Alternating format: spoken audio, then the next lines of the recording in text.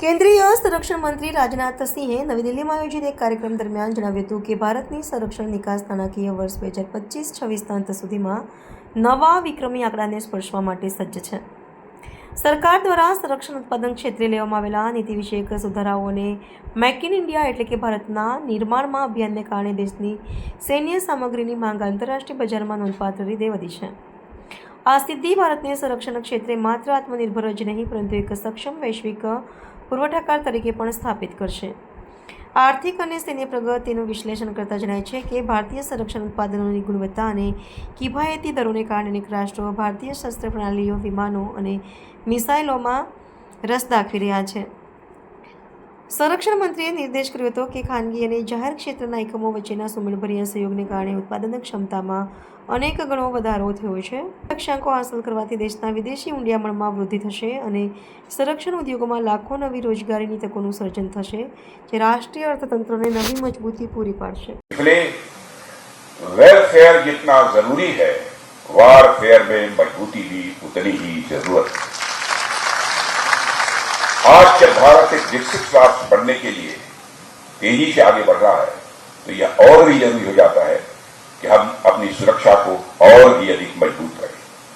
इस दिशा में हमारी सरकार ने प्रारंभ से ही रक्षा क्षेत्र में आत्मनिर्भरता पर सेल्फ रिलायंस पर बल दिया है और हमने इंश्योर किया है कि हमारे सैनिकों के हाथों में हमारे ही देश में बने इक्विपमेंट होने चाहिए. ये हम चाहते हैं, हमारी इच्छा यही है. और बार बार जब से मैंने डिफेंस मिनिस्ट्री की जिम्मेदारी संभाली है, जब भी सर्विसेज के चीफ्स और हमारे डिफेंस मिनिस्ट्री के सारे माननीय सेक्रेटरी जब बैठते हैं, बार बार मैं इस बात पर बल देता हूं और मुझे इस बात की खुशी है कि हम सब अपने प्रयास में अब सफल भी हो रहे हैं. 2024-25 भारत का डिफेंस प्रोडक्शन आपको जानकर प्रसन्नता होगी 1,51,000 करोड़ पर पहुंच गया. भारत का डिफेंस एक्सपोर्ट भी फाइनेंशियल ईयर 2025-26 में रिकॉर्ड 38,424 करोड़ तक पहुंच गया. जब मैं आया था उस समय पता नहीं 1,300 करोड़ था या कितना था, मुझे याद नहीं है पूरी तरह. 1,000 करोड़ से कम था, लगभग 600 या कुछ ऐसे ही था.